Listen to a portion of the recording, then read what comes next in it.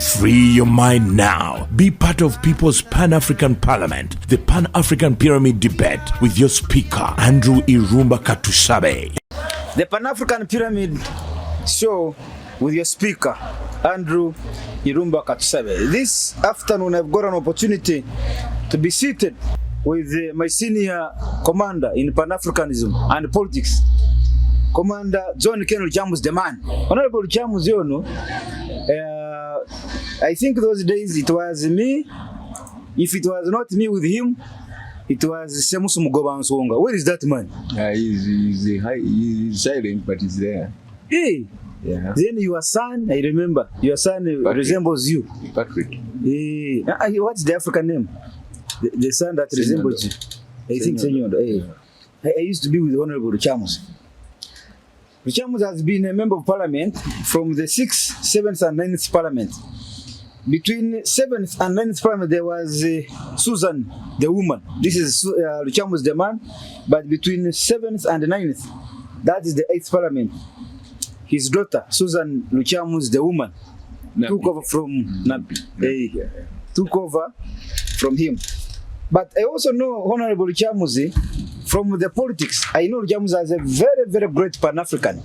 In fact, when he's talking, you realize there is a man called, in your talking, there's a man called Martin Luther King Jr. Yeah. And there's this other one, Max what? There used to be Martin Luther and Karl Marx. Yeah. I see Karl Marx in you. I see Martin Luther King Jr. In Honorable Lukyamuzi's oratory. Yes, assertiveness, convincing. Yeah. Thank you for coming. Yeah, thank you very much. You have given me an opportunity to speak to you. It's been a long time. I would also like to thank you very much because I have always been seeing you reflected in the Pan-African sensation. You have not changed in your position in terms of support for that distinguished commitment to the protection of the continent. Thank you. And we thank you very much. I'm protecting the continent. Yeah. You see, in your days, because I think your mentors used to be the Martin Luthers. Professor Ali Mazrui. Tom Mboya. Simon Kapwepwe. Odinga. The father of this Jaramogi. Yes. But now, the generation after you, Pan-African, now you also have the Gaddafis, the Julius Nyerere, I don't know, the Museveni is also a mentor in Pan-Africanism. He is not. I'm not sure. Not my mentor. But I appreciate yes. Julius Nyerere, Kaunda, Kenneth Kaunda. Yes. Now, Mike Kibaki. Yeah, Raila Odinga. The son of Odinga. Yes. Yeah. Then there was the other generation. There was Dedan Kimathi from Kenya. Yeah. So the generation after you, Pan-Africanism went silent, mute, because the likes of Gaddafi and Museveni used the Pan-African pillars to climb to the power. When they climbed there, they now removed the ladders. So Pan-Africanism went mute. Where it was active, it was fused with politics, not politics, politics. That for you to be a Pan-African, you must speak the language of the government in power. That's when they say you're Pan-African. So I have, for the last 10 years, I have been reviving that Pan-Africanism that is independent of all manner of politics. That's why, Honorable Lukyamuzi, I can speak to you very able here, very well. And tomorrow you find me talking to Museveni very well. The other day you find me talking to Bob Wine very well. The other day you find me talking to another minister in Museveni's government very well. Because I disassociated myself from politics of Africa. I decided to champion the cause for Pan-Africanism. Because Pan-Africanism has no boundaries. No religious boundaries, no race, no tribe, no color, and no geographical boundary. That is the true Pan-Africans that I envisage. Not this one where When you speak against the sitting government, you are branded something else, and the other one is also branded. Then that's not Pan-African, that's something else. So I'm glad that I'm hosting you again here, Honorable Lukyamuzi. Yes. Now, the issue that has interested me to debate with you today is the 62 years of Uganda's purported independence. 62. I want to hear from you, Honorable Lukyamuzi. How do you contextualize the 62 years of Uganda's independence, if it is? Yes, but before I do so, I'd like to draw your attention to what happened in the Manchester Square in 1945. Manchester Square. Which was seemingly the genesis of the struggle to protect the Pan-African thinking. The likes of Kwame Nkrumah attended, Eridadi Mulira from Uganda attended, and so many other people of political prominence were in attendance. Padmore. Hey, Padmore. Apparently, I think that the beginning of Pan-Africanism was exciting. But as the participants in that struggle continue to draw the attention of Africans about the significance of independence, there was a drawback to what should have been done. For example, the likes of Kwame Nkrumah did not behave the way people expected them to behave. Kwame Nkrumah? Professor Mazrui, who is my mentor, your mentor. Once in one of the papers he delivered at the University of Nairobi, described the Kwame Nkrumah as a great African, but a bad Ghanaian. Why? A great African, but a bad Ghanaian. Yes. Why? Because he got excited about the conception of Pan-Africanism, that when it came to political performance in his own country, the Gold Coast in Accra, things did not match well. Why? Because of excessive political ambition without measuring the scale on how you would tackle the matter of governance. Then take the case of Abdel Nasser of Egypt.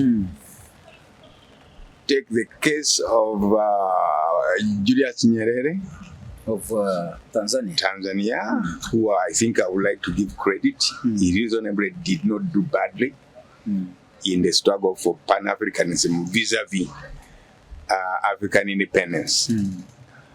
But the likes of Kwame Nkrumah painted a bad picture, which eventually almost recalled what Rawlings had to do. J. Rawlings to rescue the African political thought. So when you also take the candle close to Milton Obote of Uganda, was good enough to name himself or to follow the footsteps of John Milton, the poet. His political poetics did not augur well. For example, I tend to think that as Professor Mazrui had described the Kwame Nkrumah, the same Mazrui defined Milton Obote as a great Ugandan with great mistakes. A great Ugandan with great mistakes. Yes. How can you be two? Yes. On the one side you are good, on the other you are not good. Okay. And the definition is, I think, fair, judging from what happened. Now, to come to the conception of independence. 1962. I would like to think that I would be doing disservice if I did not attempt to prescribe the conception of independence. Independence in the political sensation means the right to be free. Yes. The realities of self-determination. The right to be free. Yes. Uganda was good enough. Do things that you feel are correct for your country without having to, bend on anybody's wishes. Yes, Uganda was privileged to have painted a very good picture when the colonialists came here. They gave us some credit in that they found some existing governance, not necessarily with merit, but there was some government. That is why we were able to share the definition of a protectorate, unlike those that were dubbed as colonies. Under the 1894 protectorate agreement, it became an established fact that Ugandans were not necessarily slaves of the colonizers. It was a question of Tontabara, Sirikutabara. We work together to protect one another's political interest. So in the case of Uganda, I think that was a big chapter which nobody should ignore. And I do sometimes query with Pan-Africanists that question the integrity of the status quo that the British found here when they came.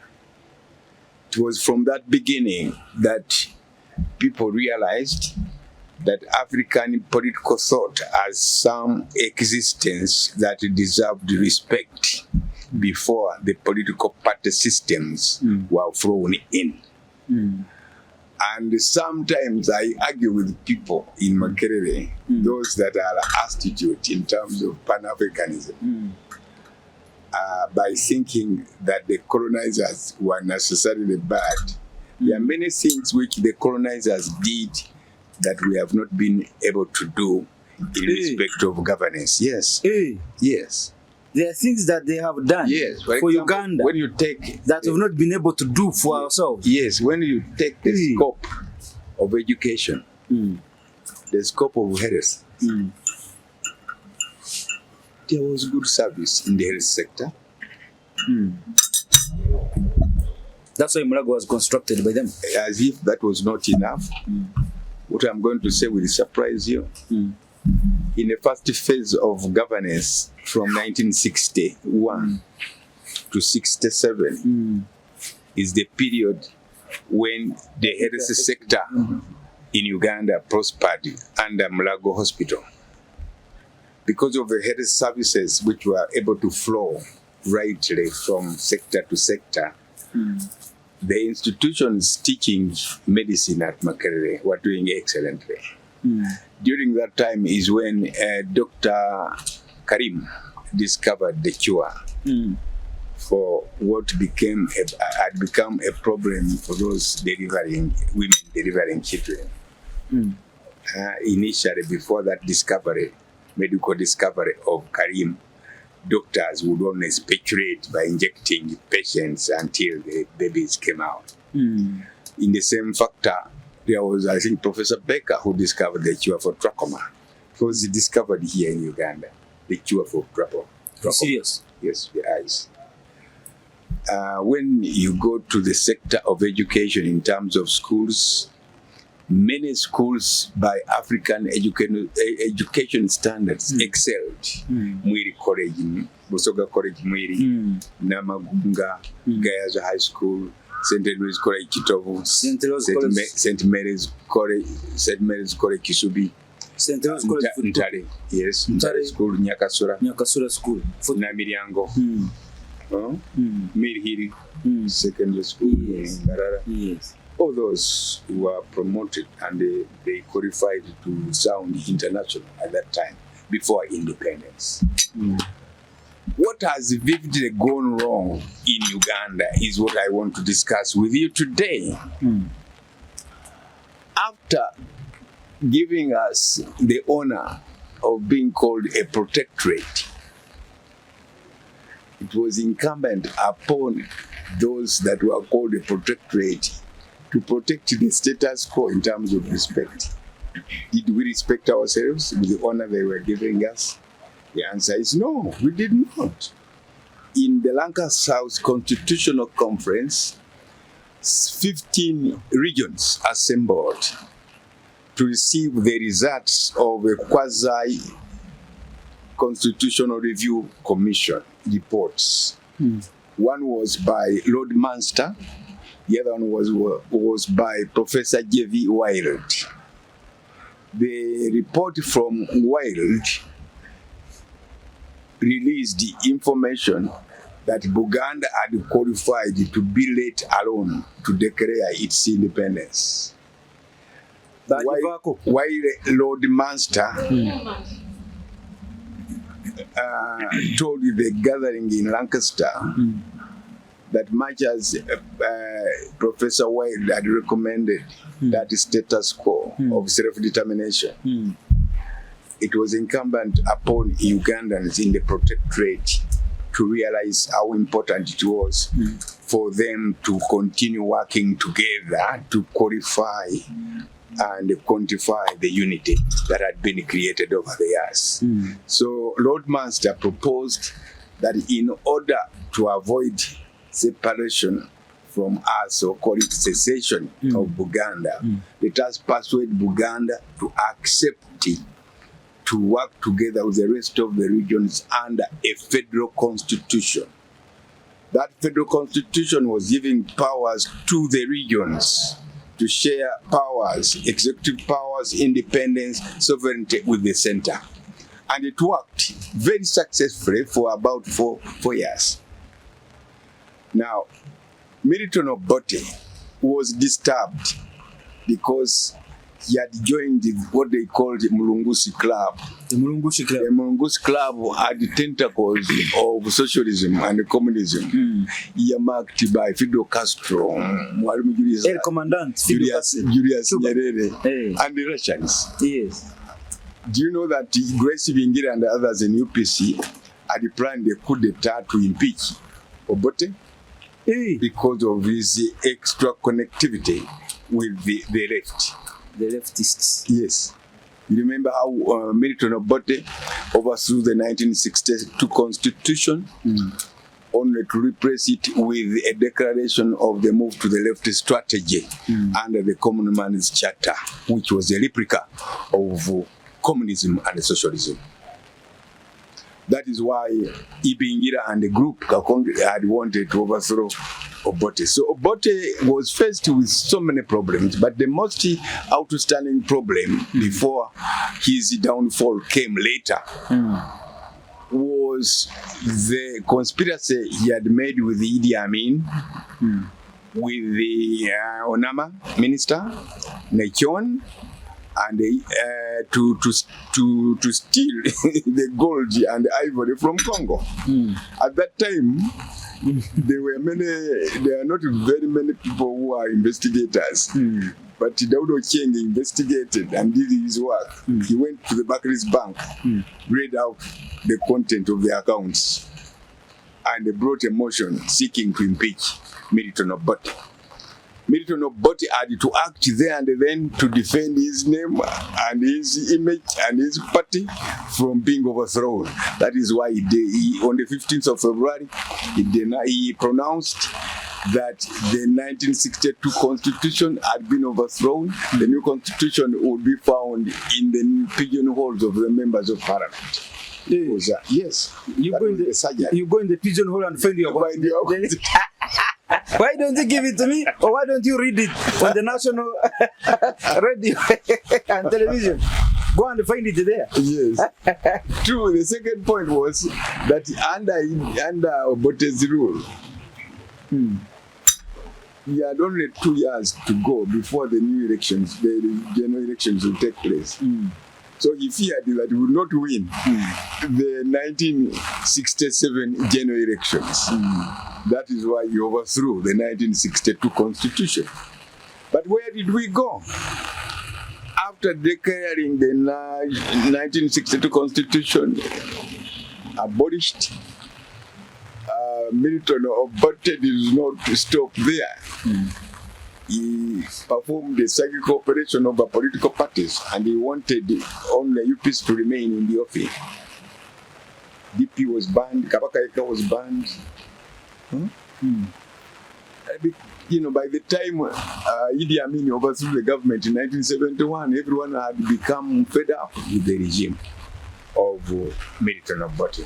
So that's why I said that while Pan-Africanism has been nursing our political thought as Africans to maintain the status quo of integrity and brevity, many African leaders have done disservice to us by way of excelling in terms of governance by becoming omnipotent dictators. Omnipotent dictators. Yes. John Ken Lukyamuzi, the man. This is the Pan-African Pyramid Show. I am seated here at Zeven Hotel in Rubaga. Honorable Lukyamuzi is a former member of parliament in the 6th, 7th, and 9th Parliament of Uganda, but he's also the president of the Conservative Party.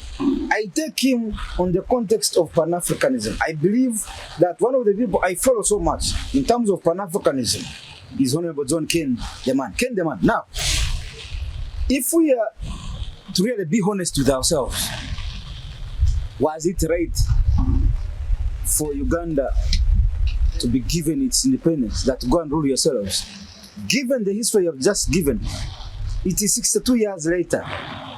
You are telling me all the historical schools where you went, and President Museveni went, and Obote, and even the presidents of Kenya and Rwanda, those schools were not built by us. Those are colonial schools. The education system was not by us by the time they were studying. What do we see today? So, would it be correct if somebody brought a motion in Parliament? You know whether it would be accepted. Let us discuss. Or we can even have a referendum. Should we go back to colonialists? You know, when you have a company like this hotel here, and you, the owner of the company, you do not respect the structures put up in order to develop the company and to keep it afloat, and somebody brings an idea that, Honorable Lukyamuzi, I believe you want this hotel to grow and even be able to build other hotels out of this small one.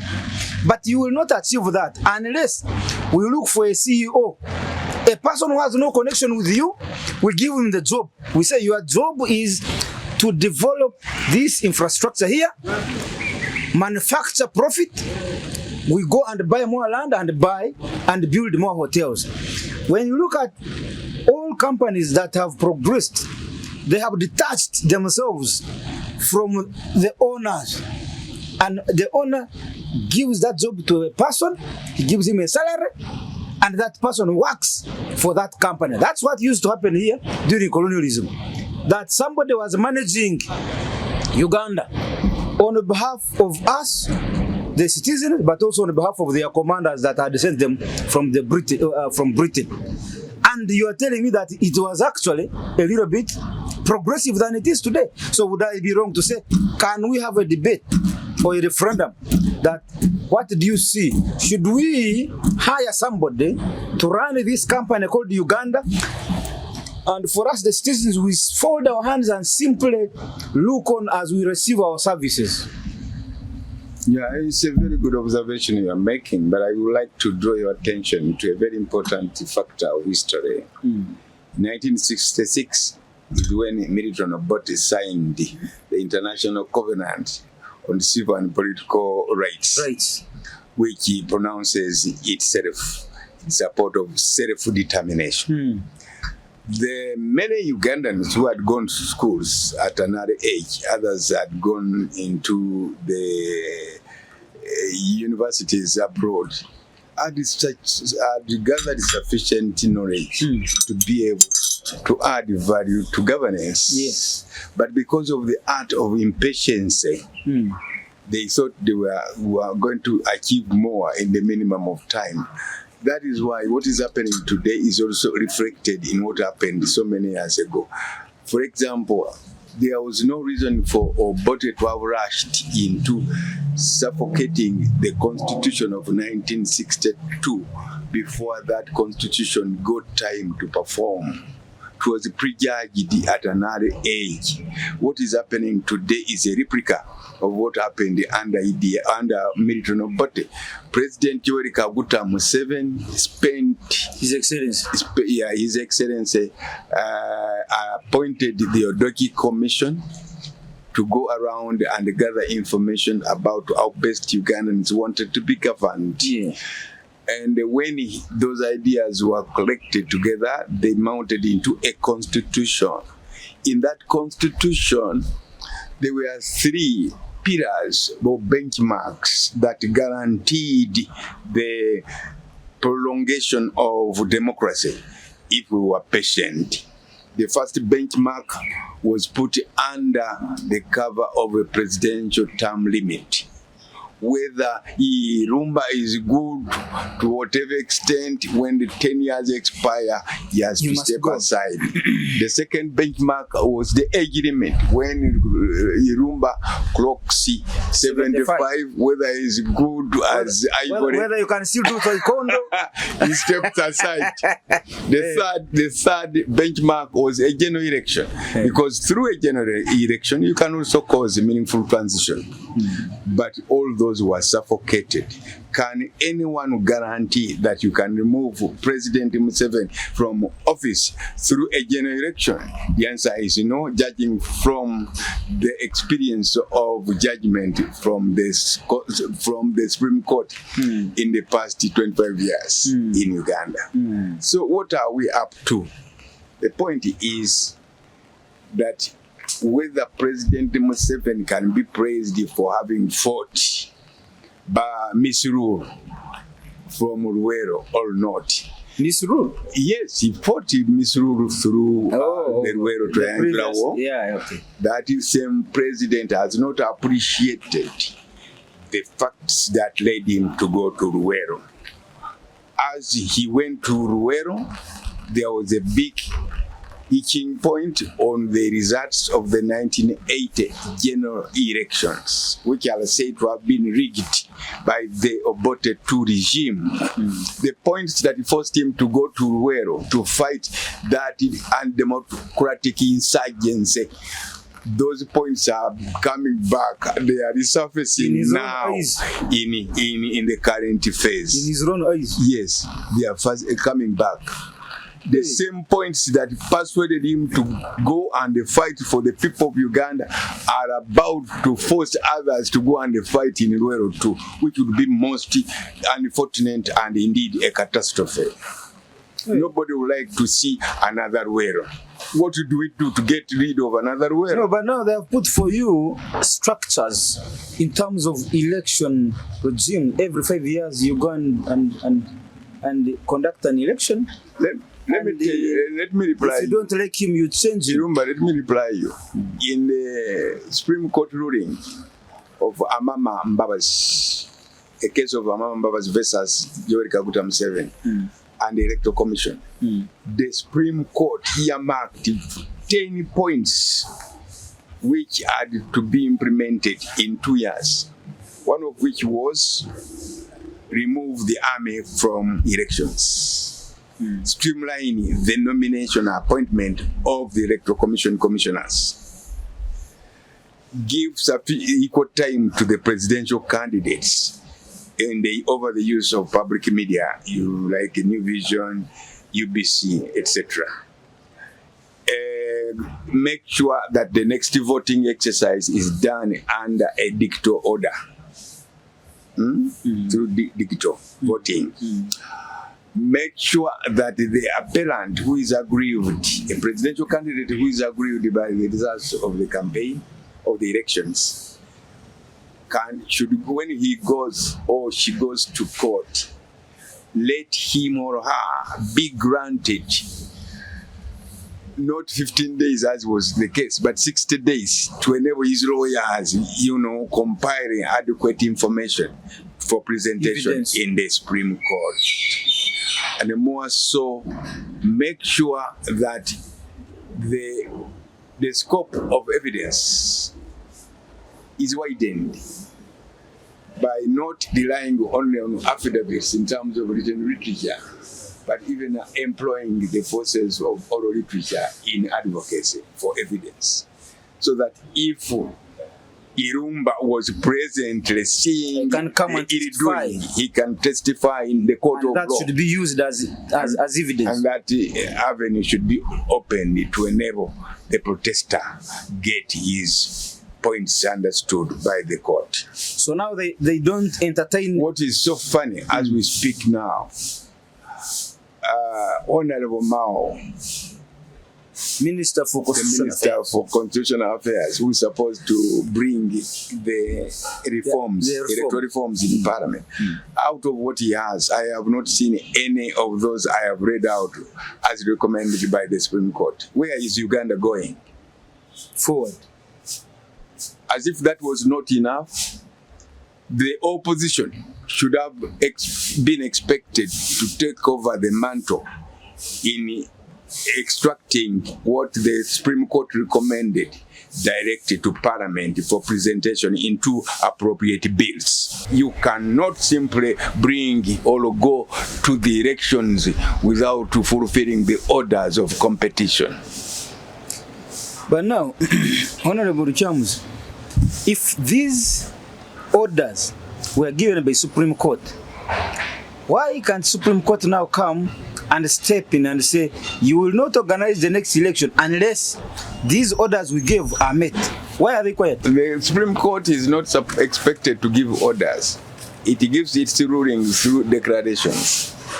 Yeah, now, when they But give... those declarations are as good as orders. Yeah, that's what I'm saying. Yeah. Those declarations, or call them orders, whatever you want to give them, they are watching another election is going to happen without implementing their orders or declarations. Yes, Why but I am bringing a substitute response to demonstrate to you that Uganda, in terms of observation of human rights and the facts And of rule the of law, law, is still behind.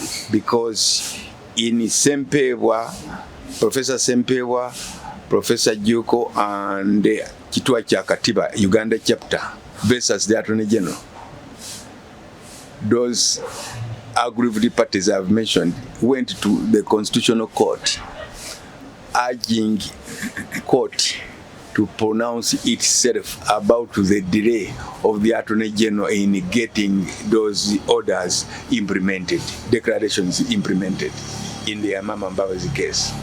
The Constitutional Court gave a ruling to openly say that those recommendations should be implemented before the coming elections. Up to now, nobody has responded to put in practice what was recommended by the Supreme Court. Now, Honorable Ken, is Supreme Court or Judiciary going to keep silent as they watch another election being organized when their orders were not implemented? Under such a cover, they don't have to come out in the way you want. They come out more diplomatically through another court, which is the Constitutional Court, which they have already done. And the government of Uganda has not appealed, which means they were supposed to implement what the Supreme Court had ruled. Then now, I think some of you are a lawyer. Yes. You finished your law degree recently. Yes. Yes. No. Yes. You have not yet gone to LDC. No, I am not going to You're the not going LDC there. now. I have already taken the avenue of a diploma in legislative drafting. I'm concentrating on the written law. Okay. Yeah. Fine. Now, help us, help the country go and block the upcoming election until the recommendations or the orders given by court are implemented. What I'm talking about is also an alternative challenge to the opposition. The current opposition should see sense in what John Ken Lukyamuzi is talking right now. I do not expect anybody, any MP from the government side to oppose a scenario of a bill which attempts to implement the contents of a declaration of the Supreme Court and the Amama Mbabazi versus Museveni and the Electoral Commission case. So I want to get the gist of the matter. What do you want?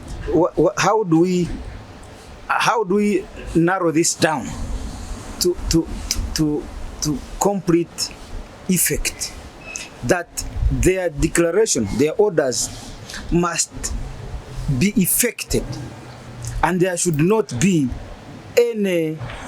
After the challenge of Sempewa Juko professors and Kituwa Kya Katiba, or the challenge against the Attorney General, if the Constitutional Court ruled, and I think it did rule, that the declaration should be put into practice, if they have not done so, where do we run next?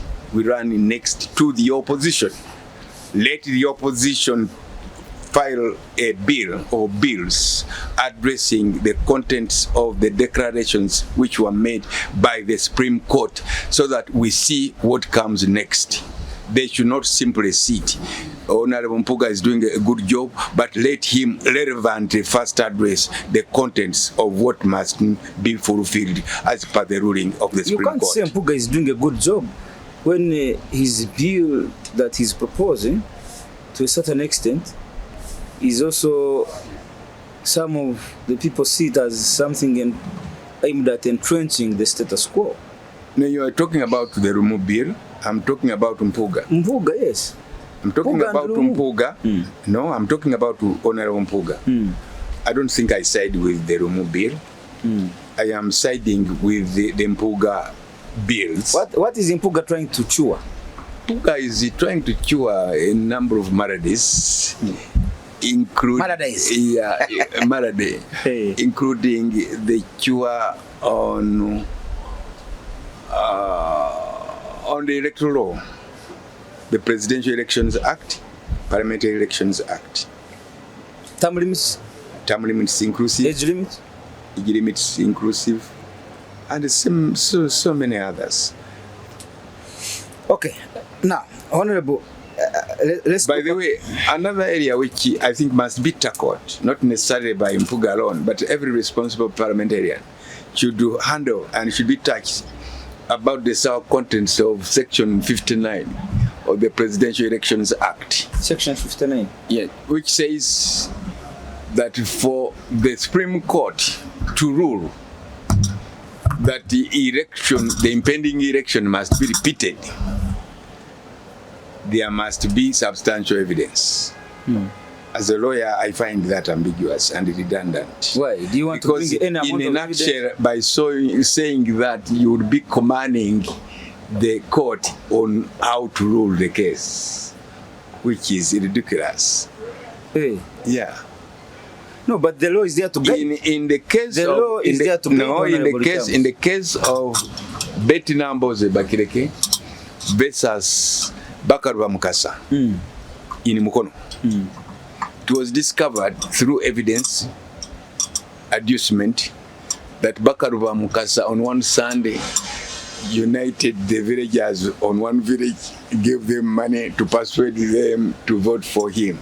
Evidence was adduced from a single village. The judge saw sense in nullifying the entire election. So nullifying an election should be dependent on the quality evidence adduced, other than a supposition over what is sung in Section 59 of the Presidential Elections Act. In other words, it doesn't matter how big or small the area, if it is you have collected evidence, yes, if there is for as long as that evidence is enough to convince the judges. Exactly. But sometimes they say, what percentage of country have you worked to collect evidence? So the point I'm making... So I may work in one district, but I get enough evidence. So the point is that the point? Yeah, the point I'm making here is that if the members of parliament of Uganda are listening to John Ken Lukyamuzi, the man, in a nutshell, there would be a pledge on the floor of parliament to expunge the contents of Section 59 from the Presidential Elections Act, so that we are not seen as if we were directing the judges on what should be done. So what I read from here is that normally they want you to move almost half of the country collecting evidence. Yes. For your argument is, it doesn't matter how long I walk, yes, or how large, yes, of the country cover. Yes. What matters is, yes, how qualitative, yes, not quantitative, yes, yes, but qualitative, yes, the evidence I have brought before you, yes, can be used to challenge an election. Yes, that is why I've quoted the case of Betty Namboze. Betty Namboze, they used one village to annul the entire election of the entire constituency. Yes. In the same case, you can use evidence from one district, yes, to nullify a presidential election. Exactly. I get you. Okay, Honorable Ken, which other argument would you bring that could justify that Uganda's 62 years of independence is still a journey in the jungle? Because under Article 1 of the Constitution, power belongs to the people. The property called the State House is a collective property we all own, but we cannot all occupy State House. Yes. So there must be a credible fashion through which we contest to enable the able-bodied persons enter State House. That issue is surrounding the notion of governance. Since we became independent, we have failed to put in place a framework which enables contestants to be free and not to be spotted as if they were enemies of the state. Uganda up to now is yearning for an opportunity of free flow of ideas and the articulations of issues by the contestants before the voters. Today, the political parties are seen as if they are non-government organizations, as if they are trading entities. We are a brand, a unique brand of entities supposed to exist, to participate, to be free to participate in the elections, in the campaigning system. After the ruling of the Constitutional Court, in the case of Human Rights Network versus FIDA versus Mwanga Kivumbi, Bishop Niringi, Bishop Zach Niringi, and others, where the Constitutional Court pronounced itself as follows, that the contents of POMA, Public Order Act, predominantly negate Article 29 of the Constitution, that it is wrong, it is unconstitutional for a policeman to arrest you because you are demonstrating publicly or because you are addressing a public rally. And the ruling of the Constitutional Court did not stop there. The ruling of the Constitutional Court went on to say that from now onwards, no Parliament, no government shall put in place another law to resurrect the law which has been nullified by court under Article 92 of the Constitution. It was sealed. Yeah. So right now, the armament which police was using to stop us from addressing people has been nullified and has been expunged. The policeman does not have any right, any power to arrest me when I go on the street to publicly talk to the voters. Yeah, but you must be orderly. You must inform police so that... Yeah, I only have to inform the police. Otherwise, you don't have to seek permission. Otherwise, if you arrest me mistakenly in the first phase of the criminal hearing of the case, the judge will dismiss your application.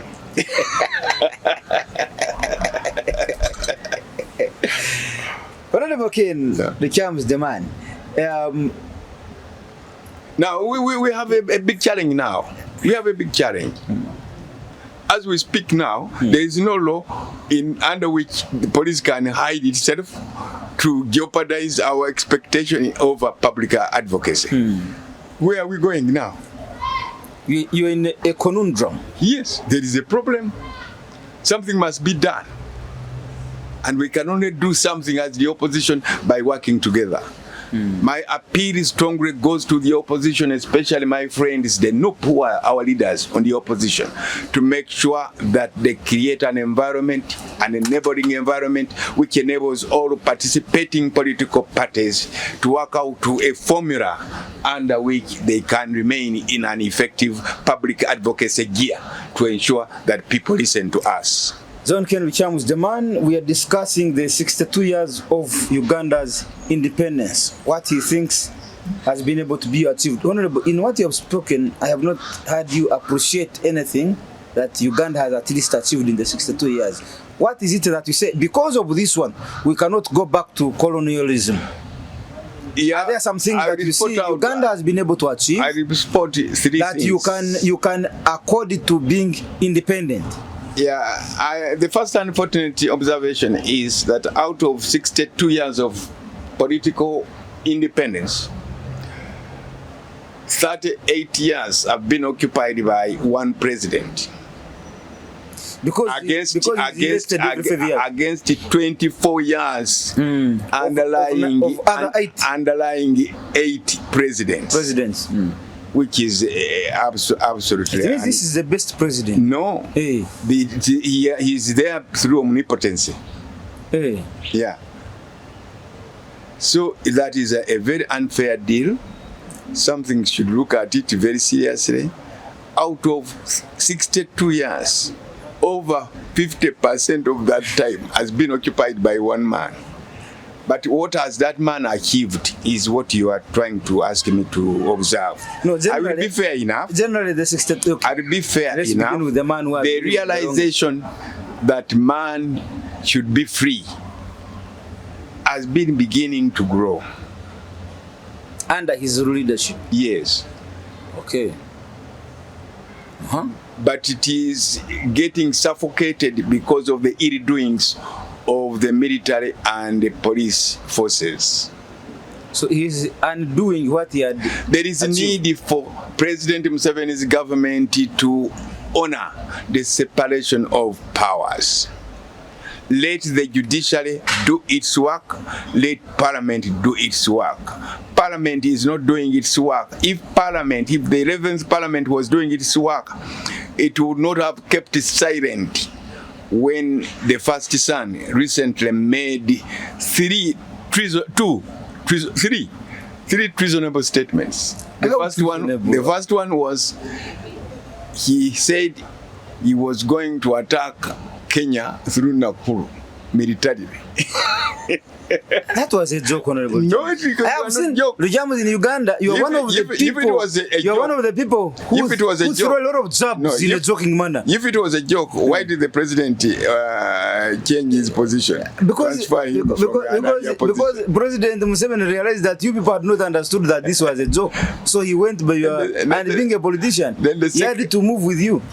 The second one was that after 2026 elections, you would not like to see any civilian contesting for power in Uganda. That was a treasonable statement. Then the most recent one is when America posed sanctions against some police officers. Said that ambassador must apologize or else by Monday. By Monday 9 o'clock he would have left. Today is Friday, he has not lived. That was an encroachment on international law. Now, Honorable Lukyamuzi, for me, no, the point I'm making, summarily over the statements I've articulated, if we had a functioning parliament, the speaker is not allowed to dominate parliament. Those members of parliament can even run that speaker down. If I was a member of parliament, if I was a member of parliament, hey, I would have moved my colleagues to ensure that we get an explanation or we exhaustively discuss those 3 treasonable statements made by Moas on the floor of the House. But for one to say, yes, we have heard, but let that matter be settled by the UPDF, that was very absurd. For me, in a Pan-African context, I want to agree with Mohozi on the issue of the American influence in Uganda and Africa. Honorable Lukyamuzi, America has influenced by force in all matters to do with an independent country called Uganda. They are the ones even who determine who the leader will be of a country. You know this, Honorable Lukyamuzi, that even these European Union election observers and American election observers, we as citizens, after voting, we go home and put on radio and listen. What is EU saying about this election? Was it free or fair or not free and fair? When you look at the education system that you are talking about, in the development of the curriculum, national, there is that it's called National Development Educational Curriculum. They are faces of Europeans. They are the ones in charge of developing our education curriculum. When you look at food, Honorable Lukyamuzi, now there is Monsanto.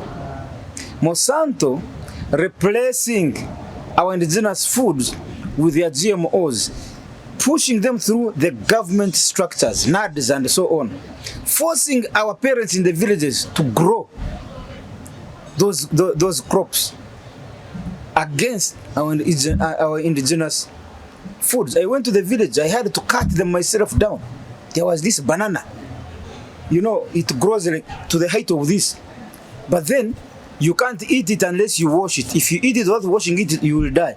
Or you develop cancer. You develop cancer. So tell me. That is why on a very rare occasion, I like to appreciate, very rare occasion, but let me finish. I would like to appreciate President Museveni's reaction over that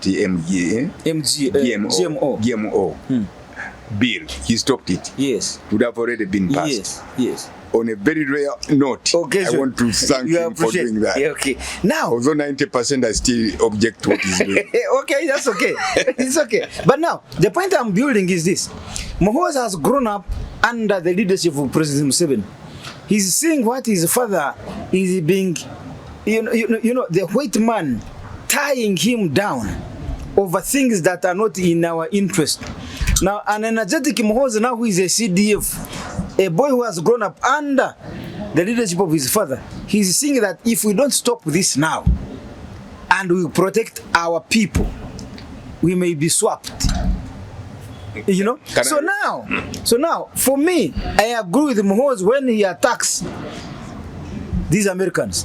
Because America comes here, Honorable Lukyamuzi, America for the last 6 months now has been releasing terror alerts. Uganda is not safe. If you're in America, if you're an American in Uganda, please avoid these crowded places. Please don't go to these shop malls. Please don't. But at the same time, an ambassador of Uganda to America cannot release even one statement that America is unsafe. If you're Ugandan in America, please avoid going to these places and so on. America is more insecure than Uganda. Many people die of gun violence in America than in Uganda. But American ambassador, American government can release terror alerts every day for Uganda. Why? You may look at it and you appreciate it, but in the background, for them, they are still fighting Uganda for passing the anti-homosexuality law. So they are using different tactics to bring down the economy of Uganda. Because when you release these terror alerts, you are actually warning other countries that are dealing with Uganda not to come and invest in Uganda. So indirectly, they are cutting you down. And then you see some Ugandans supporting America, what they are doing. So Muhoozi, on that context, I agree with him. In fact, I wish Muhoozi could even release more so that this ambassador can exit. Yeah, can I respond? Yes, sir. Have you read a book called Oliver Twist? Oliver Twist. By Charles Dickens. Oliver Twist. All men are equal, but some are more equal than the other. Have you ever read it? Yes. All men are now, equal, but some for example, now, America is purchasing for us all the medicine for HIV. Suppose America stopped funding our HIV medicament. That would be a catastrophe. Can I respond? No, I gave you time. So if you put that aside, who are we? Kenya can create space to respond to the Americans in the way you want. Because since the recent budget, they funded, the Kenyan government fully funded the budget without borrowing from outside. They only borrowed the money to fund the infrastructure. Uganda, up to now, over 50% must come from outside of our budget. 60%? Yes, 60% from outside. Can you imagine? Meaning, without the outside world, we are non-existent. Okay, I agree with you. Regarding the statement which the son of the president said about the Americans, there was no need for him to speak like that, because doing so openly negated the contents of Article 209 vis-a-vis the international law to which Uganda subscribes as a member of the United Nations.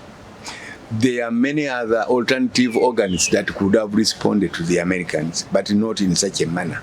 And even the president of Uganda, if he is sincere, must have felt ashamed to hear such a statement coming from a son of his making. Because the statement, the way it was said, it was primitive. Was what? Primitive. There are many ways of skinning a rat. You can skin a rat through smoke, through a bite, through a trap. A trap. Through poison. Yes, through poison. But that such a statement was terrible. It was unbecoming of an officer of his rank. It was undiplomatic. Yeah, in your language, that's what you're saying. Unbecoming. Undiplomatic. Yes, very undiplomatic. Take the other statement about 2026 elections that he would not like to see any civilian. That is a treasonable statement under the Constitution of Uganda. Article 3, you would be overthrowing the chapter in that Constitution. You're overthrowing the Constitution? The grand norm, yes. And who are you to overthrow the grand norm?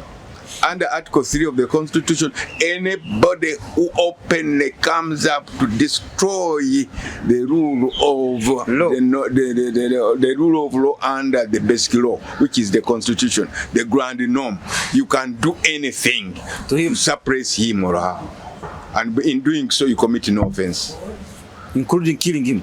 Including killing him. And you commit no offense? Yeah, you commit no offense.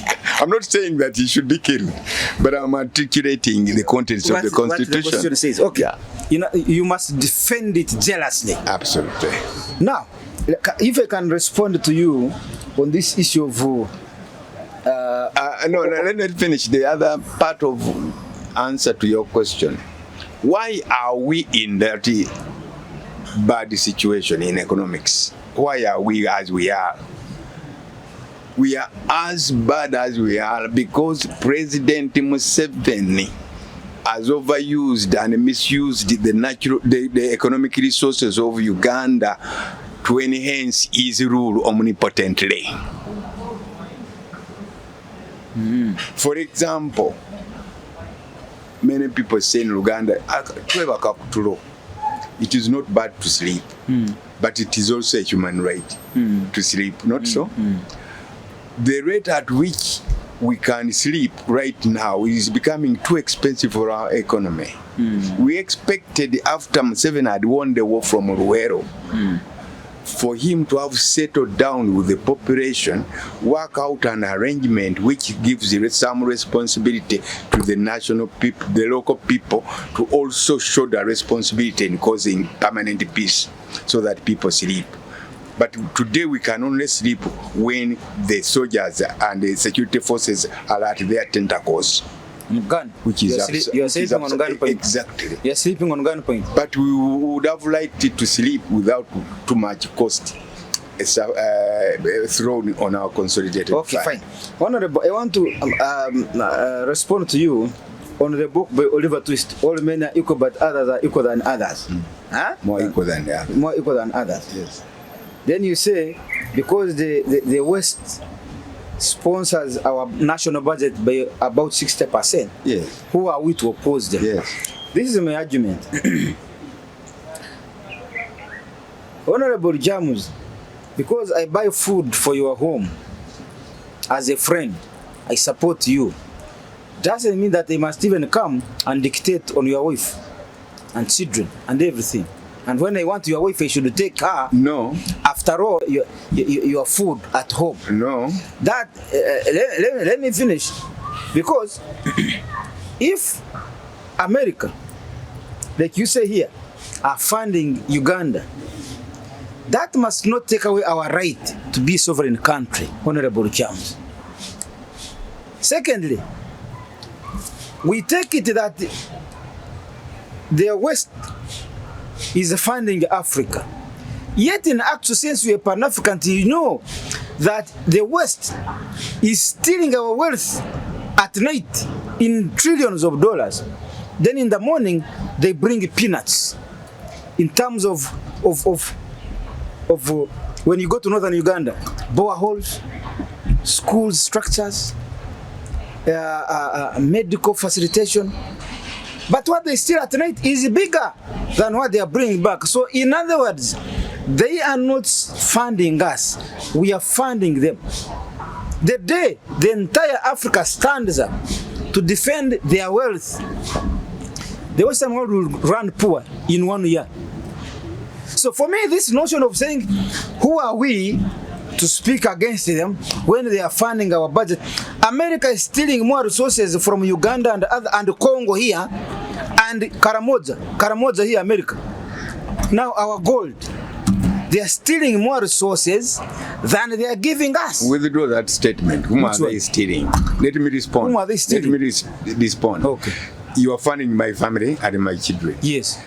But then they want to use that. After 1 week, you read in Bukede that I slaughtered one of my children, suffocated my children, when you are funding me on a regular basis.